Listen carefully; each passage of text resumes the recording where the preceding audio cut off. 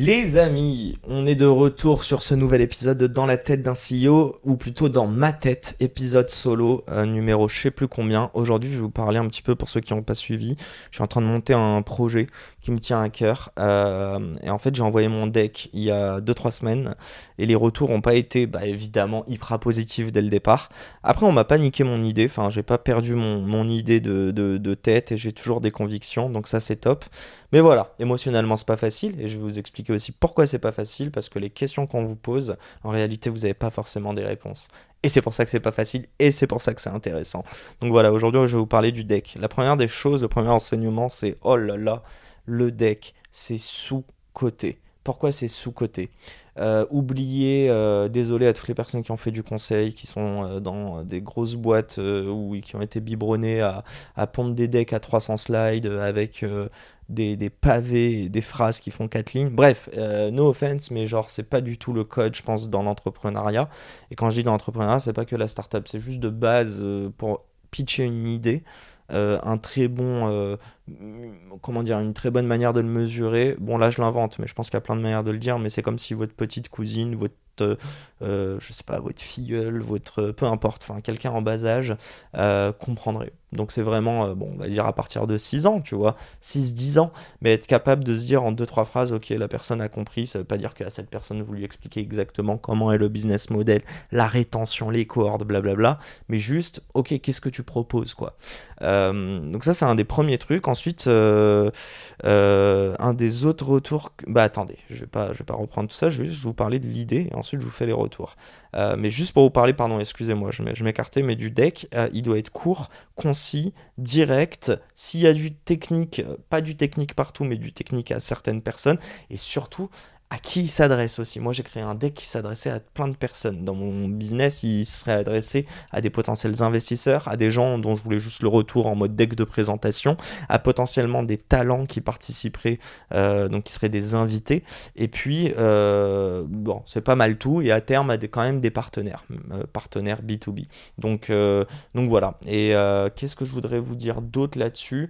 Ouais, perdez pas trop de temps aussi sur le visuel. Je sais qu'il y a des gens, ils vont pas être d'accord avec moi. Après, je pense que si vous levez 3 millions, vous pouvez très bien payer un mec qui vous fait un beau design, ou même faire ça sur Fiverr, bref. Mais je pense qu'il y en a trop qui se prennent la tête, et moi le premier, par moment, je vois que je bute sur une slide. En fait, je ne sais pas exactement comment formuler ce que je veux dire. Et du coup, j'ai un vieux truc de commencer à passer sur la police, la thématique. En fait, c'est une manière de procrastiner, de passer à autre chose. Donc on revient à votre deck. Les premières questions qu'on va se poser. Je ne sais pas exactement dans quel ordre, mais évidemment, c'est quoi votre problème et comment vous pouvez le mesurer. Un des premiers feedbacks que j'ai eu, ton problème il est top, mais en quoi il est vrai? C'est quoi ton hypothèse? Il y a le problème et il y a l'hypothèse dedans. Le problème, c'est que c'est un truc que tout le monde a. L'hypothèse, c'est qu'il y a une partie de ces personnes qui seraient prêts à payer sur une solution juste sur ce créneau-là, ou à commencer par ça. Ça, c'est les early adopters, par exemple, les first movers. Bref, je vous dis ça, c'est pas, ça se prête pas forcément à mon truc. Mais je vais vous parler de mon truc, du coup. Moi, l'idée, c'est compliqué. C'est toujours pas hyper clair, hein, vous allez le comprendre. Bref, je veux créer une marque. Une marque, pourquoi je parle d'une marque? Je vais essayer de pas être biaisé, mais il y a un mix entre la creator economy et des groupes type LVMH, mais même une grosse marque type Nike, etc. Le point commun, c'est quoi? C'est que ils ont créé via leur marketing quelque chose auquel vous pouvez vous identifier, ou en tout cas vous l'identifier dès le départ, de par le logo, de par même par moment, je veux dire, c'est du visuel, etc. C'est un certain ton. Et en fait, c'est du marketing sur lequel tu peux capitaliser ad vitam aeternam. Je sais qu'il y a beaucoup de boîtes, par exemple, qui lèvent de l'argent pour faire de la R&D. Il y en a d'autres qui vont commencer, elles ont un produit, elles vont le vendre un tout petit peu, pof, il y a un peu de traction, elles vont prendre de l'argent directement pour embaucher des sales et faire du marketing. Moi, j'ai un peu pris le truc inversé. Bon, je peux le citer, mais parce que c'est pas forcément ce que je veux créer, mais sur l'idée, je pense qu'il y a beaucoup de personnes qui m'écoutent là aujourd'hui qui doivent connaître The Family.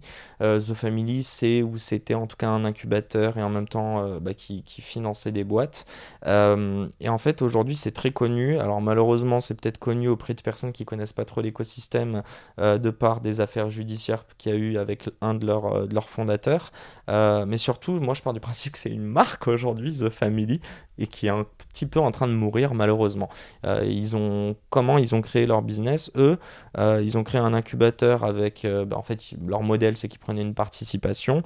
Ils avaient un lieu physique dans lequel ils incubaient les gens, et puis surtout, ils ont commencé à faire des events, puis ils ont fait de la création de contenu. Enfin, j'imagine qu'ils ont filmé leurs events, ils les ont publiés, puis ils ont fait de la création de contenu avec Coup d'État, où là, vraiment, ils ont commencé à accompagner aider des personnes qui voulaient se lancer sur des thématiques.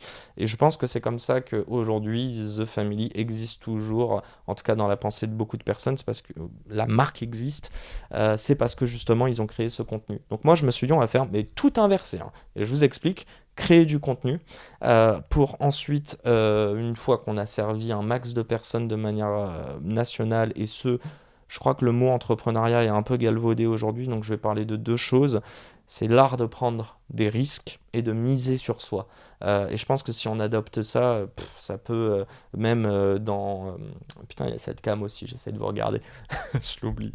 Il y a... Qu'est-ce que je voulais dire? Ouais, je pense que ce mindset, déjà, il pourrait vous aider d'un point de vue personnel dans vos projets, dans vos relations, dans vos développements personnels, blablabla, mais aussi d'un point de vue B2B. Il y a plein de boîtes dans lesquelles il faut des porteurs de projets, et encore une fois, l'actif principal d'une boîte reste ses ressources humaines et donc du coup ses employés. Donc si on a des employés qui peuvent se réinventer, notamment avec l'ère du digital, etc., si en plus de ça ils peuvent entreprendre, je pense que c'est tout bénef. Bref, donc on revient un petit peu à ce que je vous disais, l'inverse de The Family, donc c'est-à-dire d'abord créer du contenu pour ensuite le lieu physique, il arrivera en dernier. Mais ensuite, lancer potentiellement, moi, je voudrais absolument une sorte de petite formation en ligne.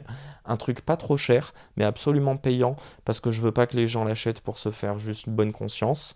Et en fait, c'est que des call to action. Si après ce contenu, on a cette formation en ligne et qu'il y a des personnes qui créent des sociétés, moi, je veux absolument, pouvoir les accompagner, mais surtout deux, pouvoir capter la valeur qu'ils vont créer. Et donc cette valeur, elle va être sur, je sais pas, des partenariats, de la mise en relation, mais elle peut être aussi sur de l'investissement. Bref, il y a un champ des possibles derrière qui est très large. Évidemment, on pourrait aussi vous dire une marque et on crée tout un merchandising avec de la SAP, on crée, je sais pas, une marque de burger, peu importe. C'est pas forcément l'objectif. Par contre, j'adorerais célébrer l'entrepreneuriat et l'idée, c'est qu'à terme, j'adorerais même qu'on parle de nous dans quelques années et qu'on bosse avec l'éducation nationale. En fait, je comprends toujours pas, c'est un petit peu ce sur quoi je vous en dis pas trop, ça sert à rien pour le moment. Vous aurez compris, je veux parler d'entrepreneuriat et j'ai un petit peu ma secret sauce, mes formats. Mais surtout, je comprends pas comment on parle si peu d'entrepreneuriat à l'école, et que même dans des écoles de commerce ou d'ingé qui, in fine, enfin, il y en a beaucoup d'entre eux qui vont devenir entrepreneurs par la force des choses. C'est plus de par leur parcours et les gens qu'ils ont rencontrés qui vont être inspirés là-dessus. Donc voilà, c'était pour vous donner un petit background, ou plutôt ouais, vous donner un petit peu plus d'infos sur le projet que je veux lancer. Et vous l'avez compris, au final, je vois un petit peu ce que je veux faire, je veux voir qui je veux impacter. Donc ça, c'est aussi des questions que je me suis posées et j'essaie de le rephrase, de le reformuler. On m'a dit, est-ce que c'est vraiment l'entrepreneuriat, ou est-ce que c'est par exemple aider, moi c'est la Gen Z hein, principalement, mais c'est aussi parce que c'est l'avenir et que je pense que si on s'adapte à eux aujourd'hui, alors ils vont pouvoir créer et eux aussi s'adapter à leur prochaine génération, mais il n'y a aucune raison que j'aille couvrir de la Gen Y dont je fais partie, ou les plus vieilles. Désolé tout le monde, je pense que vous en faites partie aussi, mais c'est à nous de nous adapter à ça. Bref, passons. Euh, et pourquoi je vous racontais ça? Là, je suis en train de perdre mon point. Qu'on n'entend pas parler d'entrepreneuriat à l'école. Bon, écoutez, ça arrive. C'est le problème de faire des putains de monologues. C'est que voilà, là je me perds, désolé. Je vais quand même revenir au deck, ça me reviendra tout à l'heure. Et je vous disais, du coup, je l'aurais sur le projet, je sais pas si c'est exactement ça que je voulais dire, mais en tout cas, je sais pas encore comment monétiser. Donc les premiers retours que j'ai eu sur le deck, on va dire 10 slides, même pas, la première version elle doit faire 6 slides. Slide 1, c'est quoi le problème? Slide 2, c'est quoi l'hypothèse? Donc comment tu vas la valider? Moi, l'hypothèse, c'était que parmi la génération Z, en fait, comment dire, toutes les générations Y et avant, je sais pas comment ça s'appelle, les générations X, etc., il y a eu des entrepreneurs. Je pense que proportionnellement, c'est pas je pense, je le sais, je le vois, il y a de plus en plus de boîtes qui se créent, il y a de plus en plus de personnes qui se mettent à leur compte. Il y a de plus en plus d'entrepreneurs, concrètement, mais on n'en parle pas à l'école. Mais on ne les influe pas positivement, on ne les inspire pas vers ça, on ne les incite pas concrètement. Et en parallèle, il y a l'ère du digital, et je crois clairement que la génération Y est née avec. Je crois qu'il y a eu le Covid, et moi je le vois avec mon petit frère, et ça leur a mis une vraie balle, parce que socialement, à ta vingtaine, quand on te prive de tout, ça crée quand même de la frustration. Donc je pense que clairement le modèle je pense qu'il y en a encore, hein, mais vouloir faire les stages, les summers, les trainings pour accéder au premier CDI, au graduate, je pense qu'il y a plein de gens qui cherchent du sens à beaucoup plus court terme, je vais y arriver, et du coup qui cherchent du sens. C'est pas du tout une insulte à ma génération ou celle d'avant. Je pense que nous aussi on cherchait du sens. Je pense qu'à la différence, on était peut-être plus disciplinés, on acceptait un peu plus de faire des expériences qu'on nous a dit de faire pour ensuite nous faire notre propre avis. Et moi, je vois ça comme un signal hyper positif. Ah tiens, j'en parlerai aussi, la procrastination, mais aussi le stress. En fait, tout ça sont des signaux positifs, quoi. C'est juste de t'envoyer, de te dire, ok, soit c'est important, soit en fait, j'ai pas envie de le faire. La question, c'est pas que j'ai pas pourquoi, enfin, la question, c'est pourquoi t'en as pas envie, et c'est d'essayer à travers cet apprentissage de refocus sur des choses que tu as envie de faire. Du coup, on poursuit les slides. Deux hypothèses et surtout le baquer avec des chiffres. Mon hypothèse, je vous l'ai dit, c'est que parmi la Gen Z, il y aura encore plus d'entrepreneurs qu'il n'y en a eu chez la génération Y en relatif par rapport à la génération Z et ainsi de suite. Qu'en plus de ça, avec le digital, l'entrepreneuriat, j'ai même pas besoin de vous le prouver, est de plus en plus accessible. Et je crois que c'est un peu la mort des diplômes aussi. Ça, je l'ai pas trop taclé, mais je pense que ça fait de plus en plus d'années qu'on crache sur les études supérieures, sur la qualité des études supérieures, sur les attentes qu'ont les élèves versus ce qu'on leur donne. Et encore une fois, j'ai pas du tout envie d'être un lanceur d'alerte. Au contraire, je préfère venir avec une solution et trouver une alternative plutôt que de dire l'école c'était nul. Évidemment, moi j'ai étudié à l'étranger et j'ai étudié en France, j'ai fait des écoles de commerce ou des grosses unis. Donc j'ai mon avis là-dessus, mais en vrai on s'en fout. Je pense que moi c'est mes expériences et les limites que j'ai eues qui m'ont permis du coup d'aller sur d'autres expériences et on revient au même truc. Toujours garder son cerveau en mouvement et passer à l'action. Troisième slide, on y arrive enfin, votre solution. Une phrase ou deux phrases, max. Et quand je dis votre solution, c'est le truc global. Après, il y a une solution et il y a la mission. Alors c'est à vous de voir. Ça peut être deux slides différentes, notamment si c'est différent. Et c'est là où je pense que c'est intéressant. C'est un petit peu déjà un peu plus micro, mais ça reste quand même très important. Qui est-ce que vous servez? Qui est-ce que vous servez au global? Il y a la mission de l'entreprise et il y a le produit. On en a déjà parlé par rapport à l'impact. Vous pouvez très bien faire tout ça pour, je sais pas, baisser les émissions d'effet de serre sur l'industrie de l'automobile. Donc là, je pense à Blablacar. Mais in fine, les gens que vous servez, c'est du financier pour eux, en tout cas à l'instant T. Donc le produit, l'appétence est financière, mais la mission, elle est, j'allais dire, écologique ou environnementale. Donc voilà, donc moi les réponses à ces questions, qui est-ce que je veux servir la prochaine génération, mais en réalité un chacun qui veut s'identifier à ses propos, et si moi je suis le premier à vouloir m'identifier, les gens que je vais utiliser sont des gens de mon âge ou plus vieux que moi, pour inspirer la prochaine génération, c'est que logiquement on pourra tous s'y retrouver dedans. Mais je le dis et je le répète, il faut vraiment... En fait il y a un truc qui me saoule, c'est que depuis tout petit, quand on est jeune, on dit ah, vous êtes l'avenir, vous êtes l'avenir, et en vrai on le voit pas forcément, je comprends pas forcément comment on te dit t'es l'avenir, mais tout le monde va être exceptionnel, mais on contraint tout le monde à faire les mêmes choix. Je pense que beaucoup des choix sont guidés par la peur dans la société, la peur de ne pas subvenir à tes besoins. On en revient à ça On en a déjà parlé. Donc voilà, moi j'ai vraiment envie de porter ce truc au effort, de dire misez sur vous, prenez des risques. Et il y a tellement plus d'alternatives que juste le CDI ou être médecin, être docteur. Et de toute manière, il en faut tellement. Je dis pas le contraire, hein. C'est d'ailleurs des métiers magnifiques. Bref, on n'est pas là pour parler de ça. Ensuite, pour moi, c'est d'abord la mission. Ensuite, la solution. Ensuite, je pense que très basiquement, c'est quoi votre prochaine action, quoi? Qu'est-ce que vous avez déjà fait et qu'est-ce que vous comptez faire? Ça peut être deux slides différentes. Et ensuite, je pense que c'est une des questions qu'on aurait dû se poser dès le départ. Mais là, déjà, on va dire que c'est un petit truc de 5-6 slides. Vous allez pouvoir rajouter une slide qui est propre à qui vous vous adressez dedans. Donc, est-ce que ce sont des investisseurs? Si oui, il faut que vous leur parliez d'investissement. Donc, ça veut dire c'est quand votre premier euro de chiffre d'affaires?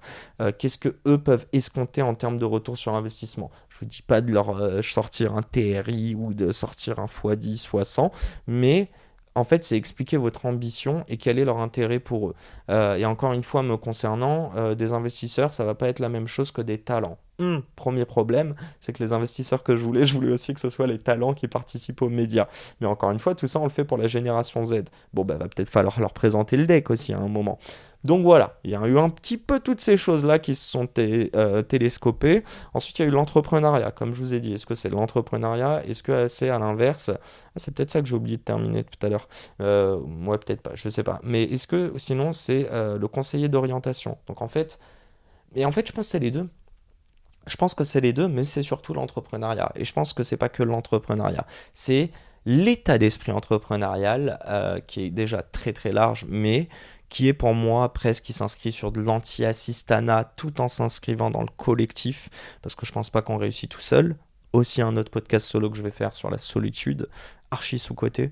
Euh, et du coup, le conseiller d'orientation, je me dis pourquoi pas à terme, mais je me dis que pour un conseiller d'orientation, si demain je crée un média là-dessus, un des meilleurs business models serait évidemment de pouvoir m'adosser à des entreprises, des plateformes qui aussi publient des offres d'emploi.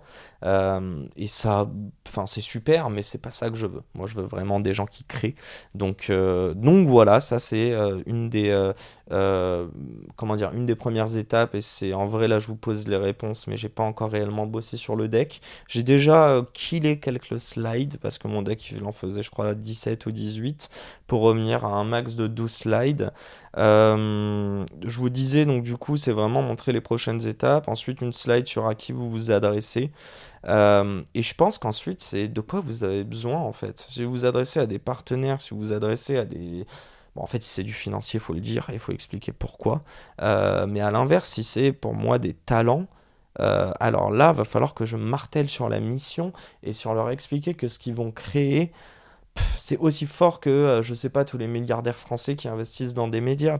Enfin, je veux dire, je sais pas pourquoi, j'ai souvent entendu dire que dans les médias, il n'y avait pas d'argent à faire, et pourtant, c'est les plus gros milliardaires qui investissent dedans. Je pense qu'il y a un enjeu de pouvoir, blablabla. Tout ça pour dire que moi, ce que je veux proposer à ces gens, c'est de faire partir d'une sorte de nouveau mouvement, d'être un peu ce porte-étendard français j'allais dire du French Dream, calqué sur l'American Dream. En tout cas, c'est rendre visible ses réussites.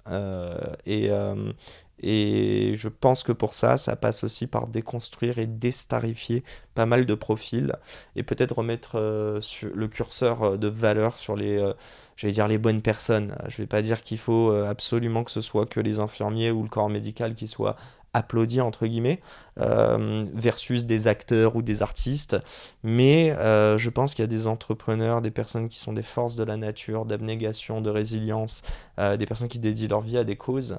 Et en fait, si on les rend pas visibles, comment on va créer des vocations dans la Gen Z? Et ça, c'est vraiment bah, après toutes les questions qu'on se pose, ça reste principalement le problème que je veux tacler. Mais vous l'avez compris, dans ce problème-là, il y a déjà une sorte d'hypothèse, quoi. Euh, et l'hypothèse, c'est de se dire que déjà, il y en a chez eux, dans la Gen Z, des gens qui peuvent entreprendre, mais qu'en plus de ça, il y en a plus qu'on ne le pense. Et déjà, dans notre génération, je pense qu'il y en a plus qu'on ne le pense. Mais dans la leur, il y en a encore plus. Tout ce qui est des contraintes, tout ce qui est de dire ah c'est une génération de flemmards, ah je vous parlais de procrastination, ces choses-là, c'est que des messages positifs. En fait, dire non à quelque chose, dire non à une sorte de dogme que la société nous donne, de dire que tu dois faire des études pour trouver un job, pour faire un CDI et bosser 40 ans dans une société. D'ailleurs, on en parlera, mais la retraite, quelle blague! Je sais même pas si je serais vivant pour la toucher. C'est horrible ce que je dis, mais c'est tellement dur de me projeter là-bas alors que je cherche à être heureux aujourd'hui et demain, quoi. Donc voilà, on va revenir là-dessus. Bref, tout ça pour vous dire, le deck, vous l'aurez compris, et je pense que d'ailleurs cet épisode est un peu plus long que prévu, mais tout simplement parce qu'en fait, c'est trouver toujours et itérer le bon mot et en parler au max de personnes possible. Moi, c'est aussi pour ça que j'ai adoré le faire rapidement et le shooter à plein de gens. Il y a aussi un double truc, mais j'ai reçu beaucoup de retours. Je les ai mis à l'écrit. Après, il y a un tri à faire. Des retours que j'ai pas beaucoup aimés, c'est comme je vous dis, c'est pas professionnel. J'ai rien compris. Ça fait mal en fait, mais ce qui m'a embêté, c'est que c'était le même discours que d'autres personnes qui me disent alors écoute, dans ça, est-ce que tu veux parler d'entrepreneuriat ou par exemple d'orientation professionnelle? Et en fait, c'est juste mettre le doigt un peu plus sur quelque chose, mais le discours est le même. Donc c'est pour ça que je vous dis en plus émotionnellement, il y a un truc qui te prend d'un coup où tu es en mode ah, je suis quand même voilà, un peu trop impliqué, pas trop, mais en tout cas beaucoup impliqué, il faut prendre un petit peu de recul. Et d'ailleurs, enfin, il y a quelques jours, j'aurais été incapable de vous faire ce podcast solo. Bref, on se retrouve très vite pour un nouvel épisode. De quoi on va parler dans ce prochain épisode? De la creator economy. Allez, let's go. Je vais vous parler de la creator economy avec une seule question. L'audience, est-ce qu'on la monétise ou est-ce qu'on la sert? Ou est-ce qu'on fait les deux et comment? Et clairement, je suis pas sûr d'avoir la réponse, mais chaud d'en discuter avec vous. Donc voilà, rendez-vous à très vite pour un nouvel épisode. Encore une fois, merci de m'écouter, ça fait grave plaisir. Pour ceux qui l'ont pas vu, on est en vidéo. C'est archi pas naturel de regarder la caméra, je sais même pas si je la regarde. Je crois que je regarde un peu partout en parlant. Mais voilà, si vous voulez voir un petit peu à quoi ça ressemble chez moi, n'hésitez pas à mettre la vidéo sur YouTube. On est de plus en plus. N'hésitez pas à vous abonner, ça fait grave plaisir. À très vite les amis, un grand merde. Je crois que j'ai oublié le dernier de vous le dire, mais un grand merde dans tous vos projets. Et je vais terminer avec ça, mais vraiment, apprenez à prendre des risques et à miser sur vous. Et je pense que les meilleurs échecs sont ceux quand on a pris des risques, mais pour soi. Parce qu'en fait, on capitalisera toujours là-dessus à long terme. Alors que si on a fait un truc pour quelque chose qu'on n'a pas vraiment envie, je pense qu'il y aura peu d'apprentissage là-dessus. Allez, Yacine le philosophe vous quitte. À très vite. Ciao, ciao. C'est déjà la fin de cet épisode, j'espère qu'il vous a plu. Si c'est le cas, pourquoi vous nous le diriez pas? Laissez-nous un petit commentaire, un petit like, partagez-le à des amis, des personnes qui seraient susceptibles d'aimer cet épisode, et n'hésitez pas non plus à nous proposer des invités pour les prochains épisodes. Le prochain épisode sort lundi, je vous laisse vous abonner dès maintenant, et encore une fois, merci de nous soutenir et de nous écouter. Un grand merde à toutes les personnes qui entreprennent, et à très vite pour un nouvel épisode. Ciao ciao.